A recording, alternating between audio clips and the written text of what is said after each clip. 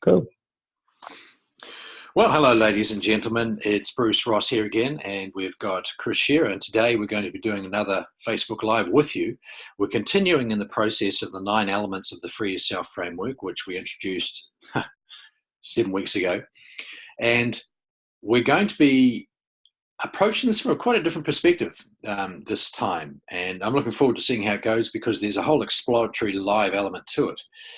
So the reason why we're introducing the 9 elements is that we believe that part of the freedom process, and if you could bring up the next slide, Chris, part of the freedom process, which is the core fundamental philosophy that we have created this whole program around, getting you your freedom, you need these elements inside your business. So you need to have clarity around what your ultimate business outcome is that will give you the freedom that you're after. But right at the core of anything and everything is mindset. 80% of business is mindset. If you don't have the right mindset, you may have the best systems, but you won't be using them. Or if you have the right mindset and terrible systems, the right mindset will enable you to create the right systems. So mindset's at the core. Now, the other key elements inside a successful business, and this business model has been proven, are these 6 elements that we have here, including plus the mindset. So we work through each of these, and we will continue to do so. This week, we're up to the workforce, employees, or your team, and looking to open that up. And so, next slide, Chris. Well, sorry, Bruce. I just want to mention one other thing too. So, as we talk through this entire Free Yourself framework, one of the pieces that we want to make sure people are absolutely clear on is the integration and the underlying management system, online real-time management system that helps to direct and harmonize everything in your business, all the parts, processes, and people real time. So we won't necessarily be going into that today, but it is something to bear in mind that is part of this framework that we're leveraging as well. Yeah, and that's true because your workforce, what you want is their insight. You need the collective wisdom from your team, and you need the ability to feed that forward so that they're constantly innovating and improving in what they are doing, but also in and on behalf of the organization, which is where the power of this integrated management system really kicks in. Thanks, Chris. So just to very briefly recap the different steps and stages, we talked about the freedom, the importance of freedom, and most people have not really considered that they went into business to have more freedom. And in fact, what does freedom look like for them? We believe it has 4 components. It's around time, it's around money, it's around physical well-being, physical fitness, and it's also around psychological or mindset fitness well-being.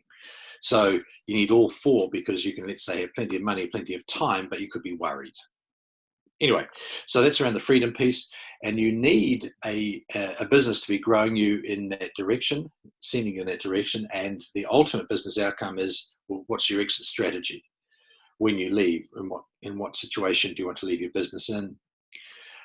We introduced and talked about mindset, leadership, strategy, and customers. Last week was customers, and so this week we're moving to the workforce, your team, arguably your most challenging area. People are typically your greatest challenge. Complicated, contradictory, best efforts, and they tend to go in diverse ways. And so what we've done in this instance is to ask you for questions around workforce, around your team, particular areas. We do have a couple we'll be working with today, and we wanted to take it live. And we wanted to apply a different approach to simply, here's a question, here's the answer. We're going to elevate that whole process into a format which is going to be very powerful. So if you can click the next slide, Chris. This is actually your Free Yourself Now process. What the heck is the Free Yourself Now process? Okay, so we have a fundamental philosophy that your job as a leader is to help your team members to think and behave more like a business owner. That is to think more on behalf of the organization, not just themselves, the employee mindset, but to be thinking and acting more like the next level above them. So frontline person thinking more like a supervisor, supervisor thinking more like a manager, manager thinking more like the business owner. And the key thing here is thinking. Now, how do we get people to think differently? It is not a simple matter of, you have a question, let me give you the answer. Because what that means is you are now becoming more and more dependent on me. I'm the repository of all information. You must come to me. I feel good because I feel needed. Yes. But you also then become the choke point or the bottleneck for your business growth. So the key, the absolute key inside all of this is, how do you get your team members, your workforce, to think for themselves? And this is quite a challenge, because we are hardwired as leaders to have the answers and to give the answers, but that is not going to help us long term. So the approach we're going to take today in terms of answering these questions is actually an oblique one. We are not going to be answering the questions directly. So by analogy, you've got a question, you're hungry, you come to us and say, give me the answer. And the answer I want to be something in the order of a cupcake. And we look around, we see which is the best cupcake for you. You go, thank you very much, I've got the answer. So I've given you the fish, I haven't taught you how to fish. What we're going to be doing today is, with the questions, I've said, give me an answer, it's probably a cupcake. We're going to be going, hang on, we're going to put a variety of plates and dishes in front of you to stimulate your thinking about your question. The reality is, you have a question, someone gives you an answer, you do not take their answer directly, but there is something in their answer that stimulates the actual answer that you have in your head. So the approach we're going to be taking today is to recognize that fact, not try and directly answer the question, but by osmosis allow, and we're hoping that the two people who sent, or the people who sent in the two questions we're going to be working with, the people are listening, and to listen with a very open mind, because the answer will naturally occur in their head, given the journey, and it'll be a circuitous journey of the conversation that Chris and I are going to have. We're going to keep it relevant, but we're also going to include wider, broader considerations. So, yeah, and Chris, I would just say, was that a clear explanation? It is, and I'd just like to maybe phrase it a little bit differently. So you'll notice, as Bruce and I go through this, that we have some ground rules for each other. To the extent that either one of us starts to dive into solutions, we're both men and probably known independently for doing that same thing at home, but we're going to stop each other from bringing solutions. And part of the reason behind that is, well, the major reason behind that is the approach that we're using. But another thing I think we want to mention is that you're not on the call, right? So we're going to have to do some speculation on our part as well. We would encourage you, if we're answering one of your questions, reach out to us. We'll reach out to you, but we'd love to sit down and talk to you and dive further than we're able to imagine. And if you have a question that didn't get brought up today, reach out to us, and we'll be happy to have this kind of discussion interactively with you. And we'll do the same during that, which is not offer solutions, but apply this approach. And we'd love to hear your feedback on how you think that goes. The last thing I'd say before we get into it is, why is this called Free Yourself Now? Is because this approach enables a sense of freedom with you and the problem. Problems are innately constrictive. Oh, I can't move forward because of this issue, this problem that's quite constrictive. But your wisdom, your insight, your intelligence comes when you have a sense of freedom and you feel, actually, yes, and things occur, insights occur.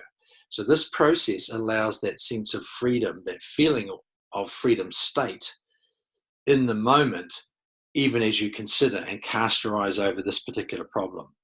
So we want to get you out of that constricted state, because that's where that's where answers and intelligence don't lie, to a more of a free, open state where different answers may occur, and of those you choose the one that you will use. So we're going to be now going into this Free Yourself Now process. Chris and I are going to be holding ourselves accountable for not giving the direct answer. and we are going to be creating a journey, and it's going to be a fluid conversation around the topic.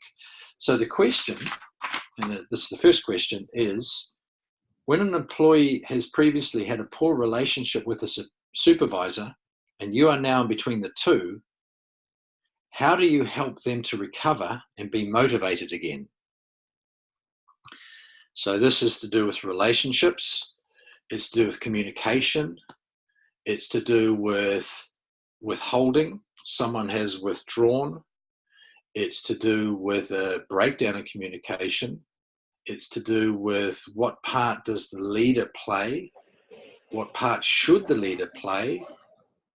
How much is the leader stepping in because they've got positional power and therefore the authority to correct? It also is the topic around empowerment, because is the leader empowered? Well, yes, they've got positional power, but is also the empowerment to the different team members, how skilled or empowered are they to have clarifying, courageous conversations?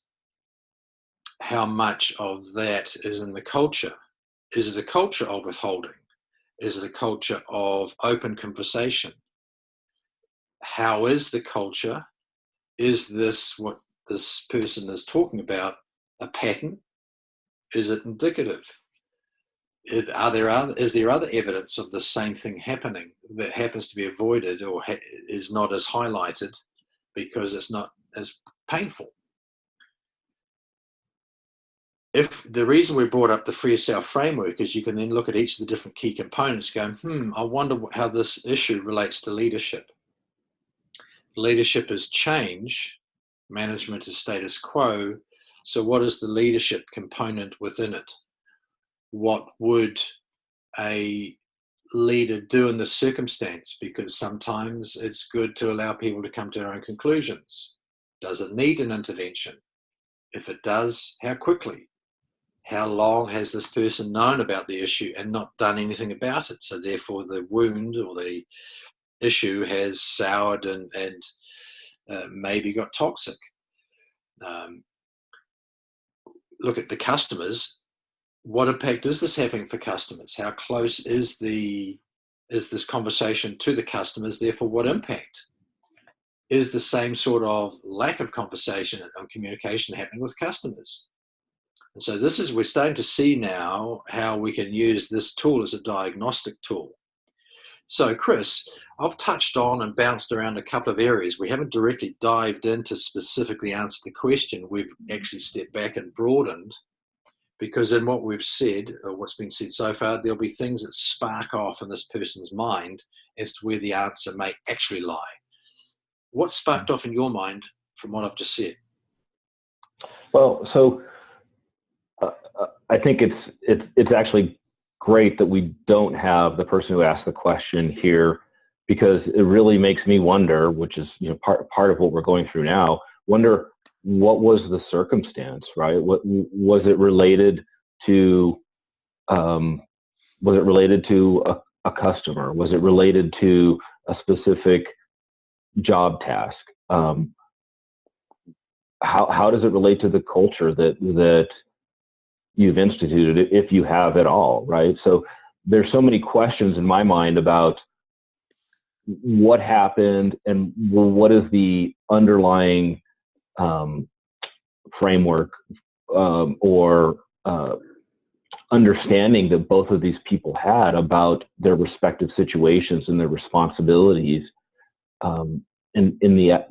without knowing what that understanding was. I think that you can quickly point at all these different elements and start to unravel them and think, well, as a leader, what have I done to provide direction to them? What kind of culture am I looking for? What am I asking people to do? How am I asking them to do that? What does the customer actually need? And are we accomplishing that? Who am I hiring? What kind of expectations do I have for that person? Have I trained them? Have I onboarded them? Have I given them direction about what it is that they need to do? And do they understand how to do their job? And I'm kind of going around the circle, not because I'm looking at it, I'm not, but I'm imagining all of these different pieces coming together, and then also thinking, how am I measuring all of that? How am I measuring how this person or people are doing what it is I think they're supposed to be doing? And does their understanding of that line up with the supervisor or the subordinates expectations, and do both of those line up with what I'm expecting? And are we providing feedback on that? So that's a pretty complex puzzle to imagine, much less deal with on a actual point in time basis. And how many times, to Bruce's point, how many times has this happened? What have we done about that? And how do we address that that monitoring and the correction and the reward, or the thing that's going to put it on the right track? It's a lot. And even in the mindset area is, what is it I am avoiding inside all of this? Where is the potential conflict, and how empowered do I feel to deal with conflict inside the organization, conflict within myself? I'm thinking here about strategy. I'm looking at the diagram, and I think strategy. So therefore, what is my strategy going forward? Is it something that I, as the leader, will do? Is it something that we need to do? Is it something we need to elevate for everyone to consider, and therefore come up with a consensus strategy? If we look at the workforce,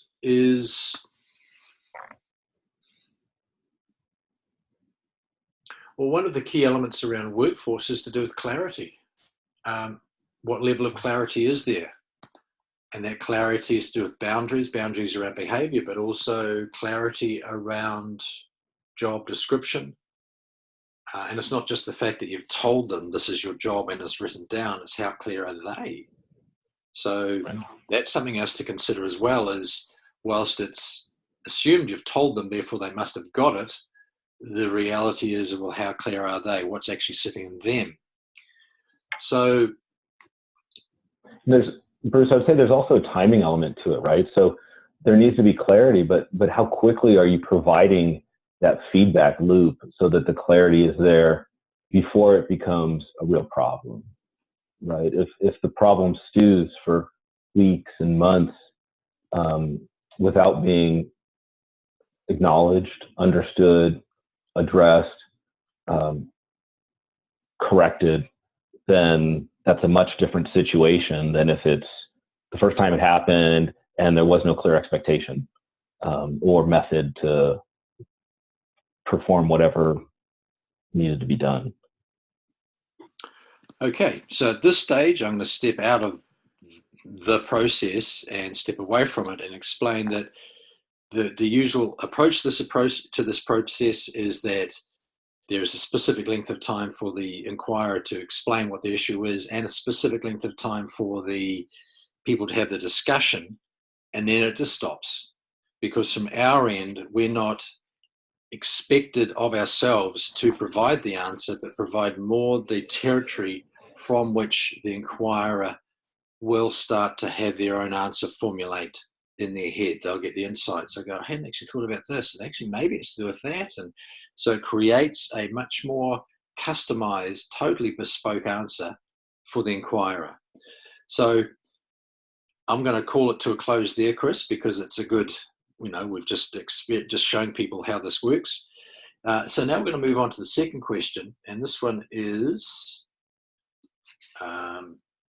I'd like to know how to secure remote employees in respect to IP and trade secrets. I would like to know how to secure remote employees in respect to IP and trade secrets. So, Bruce, I can say one little thing about this business that I think won't really give it away, but it's a technology business. So a number of the employees will be remote, and they're dealing with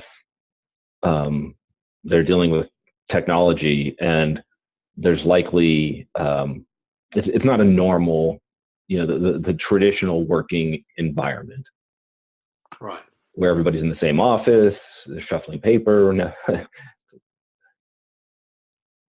kind of a natural part of the business. And so the relationship is a very different one. It's not somewhere where my boss is sitting just across the way from me and I talk to him or her on a regular basis and I build up a relationship. This is a more remote one. So the communication could be via email, which misses the whole emotional element and body language element.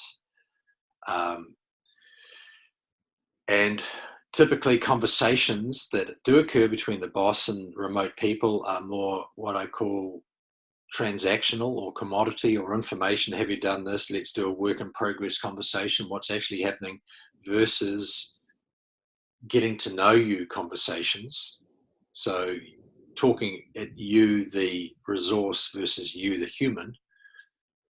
So all of these are now in the mix when you talk about remote.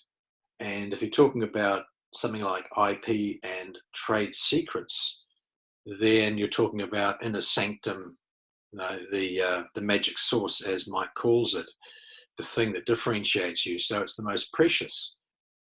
So this is an interesting one, because how do you create an environment in which the most precious, most sacred is respected by all? Clearly, whoever the boss is recognized that this is the crucial information. There is a reverence, there is a respect, there's also probably legalities. And my sense is that this person is talking around, well, how do you tie them up from a legal perspective? How do you constrict and constrain? But what I'm also wondering is, because loyalty and ethics and morality is one of the dimensions, is the punitive, if you do this, you will be punished. Here's the legalities, sign this form. But another thing is for a person's own morals to say, no, I won't do it. So this is quite a different conversation. And so it makes me wonder as to the level of a relationship. Is it cold and clinical, in which case people are held in place by legalities? Or is there a warmth in the relationship? Could there be more warmth in the relationship? What is in fact are the needs of the employees that are remote? Because if you look at Maslow's hierarchy of needs, belonging, a sense of belonging and community is one of the most fundamental. And one of the things about working remotely is that you are isolated. So I'm wondering about needs, and needs being met, needs being articulated. Is this a topic of conversation? Is this a topic of easy conversation as opposed to awkward conversation? Yeah. Yeah, so this one is actually pretty close to me. I've been in a number of different environments, one for several years, and I'm not gonna. It's gonna seem like I'm going to a solution. Bruce, stop me if you think I am. But where we had this exact issue, risk, right? And my job initially in a finance shared service environment, and eventually in a human resource shared service environment. Between the two, there's probably 700-800 people. They had this risk of confidential company information, employee information, customer information, and this is a global company with 20-some thousand employees, 800 of whom we had to manage, right? So it became an exercise of, what are we really looking at here? What is the real risk? What are our objectives around these risks, and how are we going to mitigate the risks? What kind of controls can we put in place? And you really need to think through the entire cycle for whoever is involved, whatever information it is, whether it's something that you're developing and turning into some kind of software technology or system or algorithm, or if it's something specific to a customer. But that information, you have to understand it and ask yourself, What kind of environment do I want? What kind of environment do I need? Who am I hiring into that? How am I hiring them? What expectations am I holding for those people? How do I train them? How do I monitor? How do I get feedback from them? How do I let them tell me if they're seeing issues or improvements that can be made? And it becomes really a responsibility of the organization to set those boundaries and to qualify the really what you're trying to get out of your employees, and also quantify in some way. How can you control what it is you're worried about exposing, right? To whomever. It could be to people within your company. It could be to competitors. It could be to your customers, to the market generally. But this is more than just your relationship with that employee. It speaks to a broader environment that needs to be understood in the same way the last example was, right? Like, how much clarity do you have around what it is you're protecting and what it is you're demanding or asking of the people in that environment, in that system?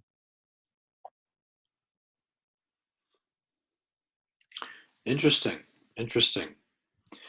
So we're hoping that the people who ask the questions are listening, and listening from a different perspective than usual listening. It's more of a soft listening, where you are hearing the words and you're allowing those words to stimulate the answers to form up in your own head.